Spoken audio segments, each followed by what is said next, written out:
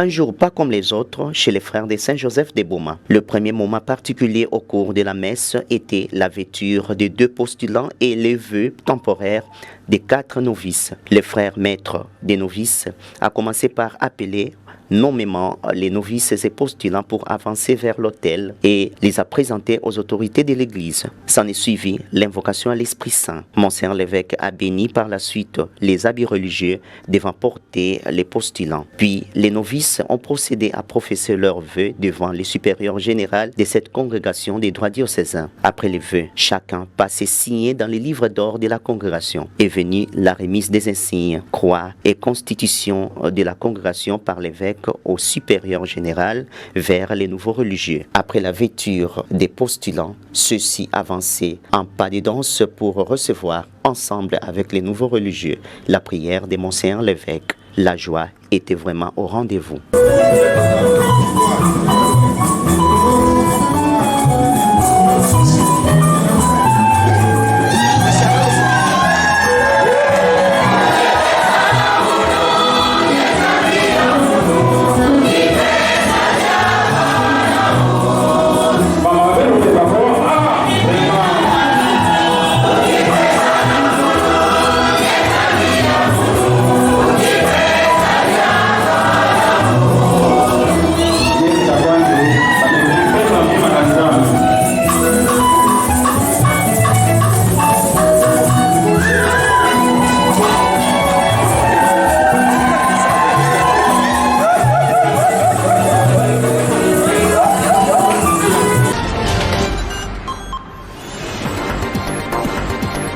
Monseigneur l'évêque José-Claude Mbimbi-Mbamba s'est inspiré des textes bibliques prévus pour les 18e dimanches du temps ordinaire, année liturgique A et dimanche de la transfiguration du Seigneur. Ensemble, avec les frères de Saint-Joseph de Beaumont, prenons les paroles de Marie pour dire merci à Dieu. C'est par cette phrase que l'ordinaire du lieu a commencé son message et l'a poursuivi en plusieurs points, à savoir 1.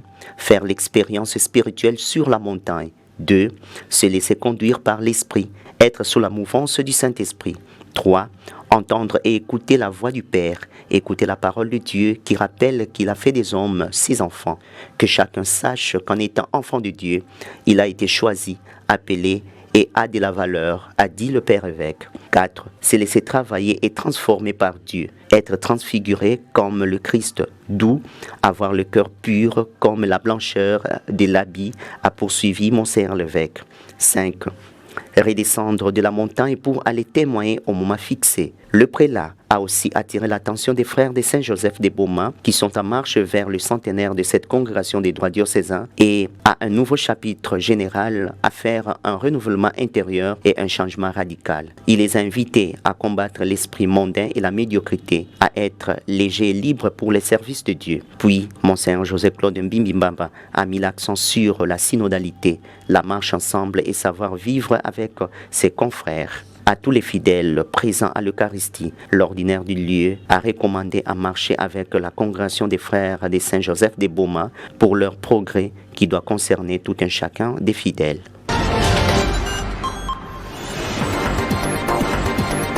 Prêché par son Excellence Monseigneur Cyprien Boukadine Kwanga, évêque émérite du diocèse de Beaumont, c'est sous les thèmes de « Avec la Vierge Marie au Cénacle », regard renouvelé sur notre vie communautaire et notre recherche au confort matériel à travers notre engagement pastoral. C'est depuis le samedi 5 août dernier que les sœurs servantes de Marie de Beaumont sont en retraite annuelle à la maison généralice pour se préparer spirituellement à la fête religieuse des missions de veille, le jubilé d'argent et d'or de serre de cette congrégation. Ici est d'informer que chez le sœurs servantes de Marie de Beaumont, la retraite annuelle leur introduit à la fête religieuse et spirituelle, mais également à la préparation pour la projection de l'année prochaine. La sœur Georgette Nkoyi Boulumbu, vicaire générale de cette congrégation de sœurs, revient sur l'importance de cette retraite. Nous avons eu Monseigneur l'évêque émérite, Monseigneur Mbouka, qui nous a suivis, qui nous a prêché cette retraite.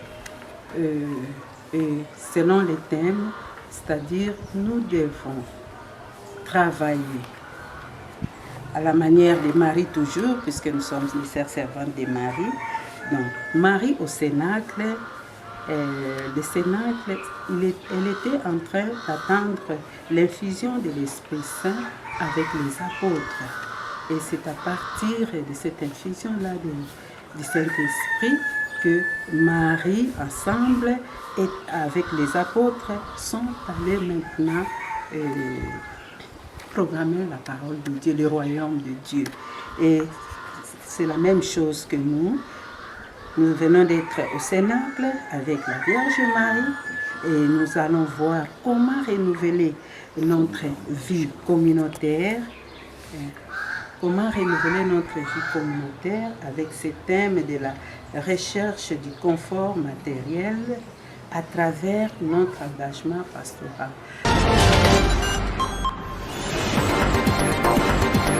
C'est grâce à son bureau de Caritas et Développement que le diocèse de Boma vient de se doter d'un atelier de créerie et de peinture.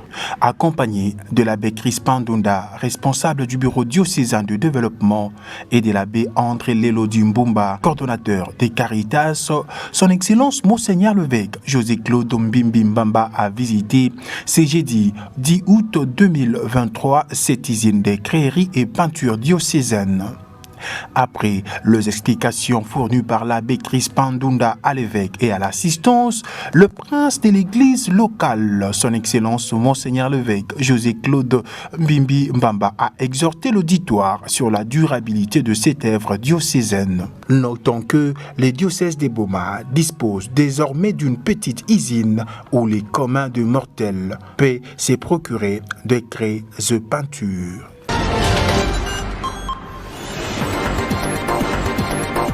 Accompagné de l'abbé Benoît Wabomba, prêtre du diocèse de Matadi et aumônier paroissial de la paroisse Sainte-Famille, les mouvements des légions des petites âmes sont en colonie de vacances dans la ville portière et historique de Boma depuis le 3 août dernier. La dite délégation est composée des jeunes des différentes paroisses de Matadi et de Kinza-Mvouété. Pour la journée de ce mardi 8 août 2023, ils ont d'abord rendu visite à son Excellence Monseigneur José-Claude Mbimbi Mbamba, puis la délégation s'est rendue à la RTDN pour visiter les différents compartiments de la chaîne du diocèse de Boma. Signalons en terminant que ces jeunes ont passé en live à la télévision Guizani pour une animation libre.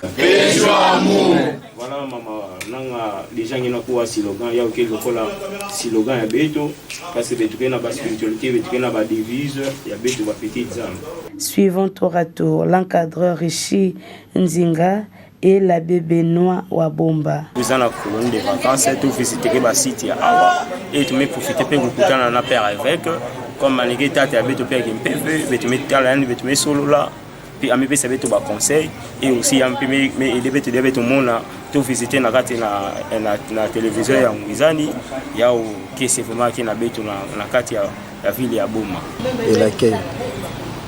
Oui, l'accueil principalement continue à être vraiment chaleureux. Jusqu'à présent, nous ne sentons pas entre guillemets que nous sommes des visiteurs. Et on nous considère comme étant les chrétiens ou sinon les membres de ces diocèses. Et nous avons constaté une forme de fraternité, de convivialité entre nous qui venons du diocèse de Matadi et nos frères et sœurs vivant ici dans le diocèse de Boma. Voilà.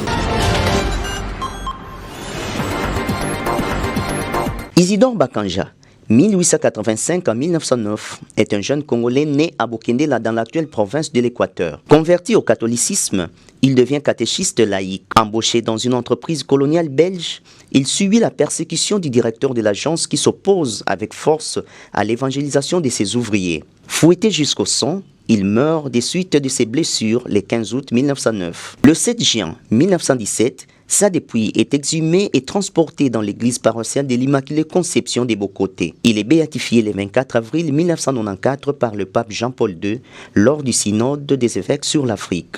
Sa fête liturgique est célébrée le 12 août dans le Carmel, la fête de l'Assomption de Marie le 15 août étant prioritaire. En 1999, il est déclaré patron des laïcs de la République démocratique du Congo.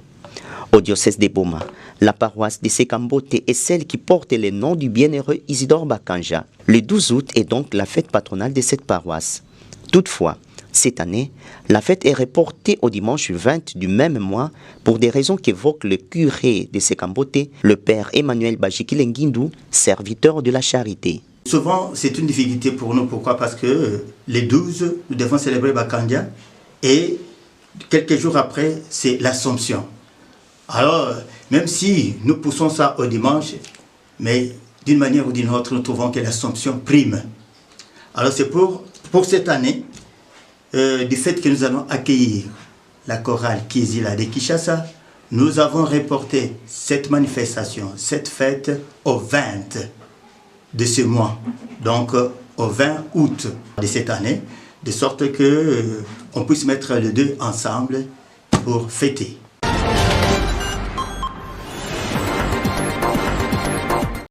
La Commission électorale nationale indépendante CENI a convoqué dernièrement l'électorat pour les élections des députés provinciaux et des conseillers communaux en République démocratique du Congo. Depuis l'ouverture du bureau de réception et traitement des candidatures à la CENI antenne de Boma, l'on signale qu'il n'y a pas d'engouement depuis le début de l'opération, fixée en date du 3 août dernier, qui se clôturera le 23 août prochain. À en croire les chefs d'antenne CENI Boma, Grégoire Mananga, certains politiques viennent juste pour avoir les informations et retirer les formulaires. À la députation provinciale, l'on enregistre 7 partis politiques et 11 regroupements politiques qui sont allés récupérer les formulaires et 4 partis politiques et 10 regroupements politiques pour des conseillers communaux. Pour la députation provinciale, nous avons eu au total 7 partis politiques qui ont retiré les formulaires et 11 regroupements. Donc ça fait total 18 retraits pour les formulaires. Pour la conseillerie, nous avons eu jusqu'à hier 4 partis politiques et puis 10 regroupements politiques. Au total 14. Donc, jusque-là, c'est lent par rapport au nombre que nous attendions. Les gens ne veulent pas venir à temps, préfèrent venir en retard, mais c'est mauvais. S'ils venaient à temps, on a le temps de contrôler le dossier. Si le dossier n'est pas conforme, on vous demande tel élément qui manque, allez compléter. Et ça va nous faciliter la tâche si les gens déposaient avant. Mais si on dépose en retard et qu'il n'y aura plus de prolongation ou bien les gens seront là nombreux à la fin, ça risque que nous serons surchargés, c'est faux. Donc, si nous sommes aujourd'hui les 8, si les gens venaient déjà commencer à déposer, au fur et à mesure que nous recevons les dossiers, nous allons être calmes pour travailler, pour répondre à leurs attentes. Mais si vous venez au même moment, nous serons acquilés, ce n'est pas bon. Nous attendons les gens de venir retirer les formulaires et puis compléter, venir déposer sur un temps. Si vous venez, le dossier n'est pas conforme, vous dites que tel élément qui manque, allez compléter, venez déposer. Vous êtes dans les délais. Mais si vous venez trop par retard la dernière semaine et que nous avons afflux, là, ce n'est pas bon.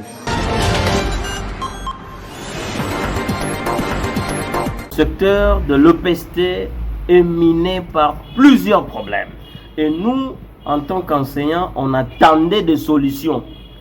Entre autres, la paye de nos camarades NU et l'uniformisation des salaires entre les enseignants de Boma et Matadi. C'était parmi nos revendications. Mais bizarrement, au lieu que l'État trouve des solutions, l'État vient de créer encore une autre confusion en ajoutant 80 000 à certains camarades qui œuvrent dans certaines écoles de la ville de Boma et laisser le même montant pour nous autres. Nous nous posons la question. L'État veut que le climat soit apaisé ici à Boma, dans la famille éducationnelle, ou bien qu'il y ait toujours des tensions. C'est pourquoi nous disons, nous ne sommes pas contre nos camarades qui ont reçu les 80 000 parce qu'ils n'ont mené aucune démarche pour nous exclure. Mais nous demandons qu'on puisse donner dans l'immédiat 80 000 aussi aux amis enseignants qui n'ont pas reçu les 80 000 et qu'on paye aussi les NU. Et c'est l'unique condition qui va permettre une rentrée apaisée. Si on considère que nous sommes des sous-enseignants, dans ce cas, Nous, si on ne nous donne pas les 80 000, nous allons rester à la maison, que nos amis qui ont reçu les 80 000 reprennent le travail. Donc c'est pourquoi nous lançons un appel à l'unité, que tous les camarades enseignants, nous disons que nous devons être unis, parce que c'est un piège. Même ceux qui ont reçu les 80 000 doivent comprendre que le mal doit être combattu d'où qu'il vienne, et même si vous en êtes bénéficiaire. C'est une abomination que nous sommes appelés à corriger et à contester jusqu'à l'énergie finale.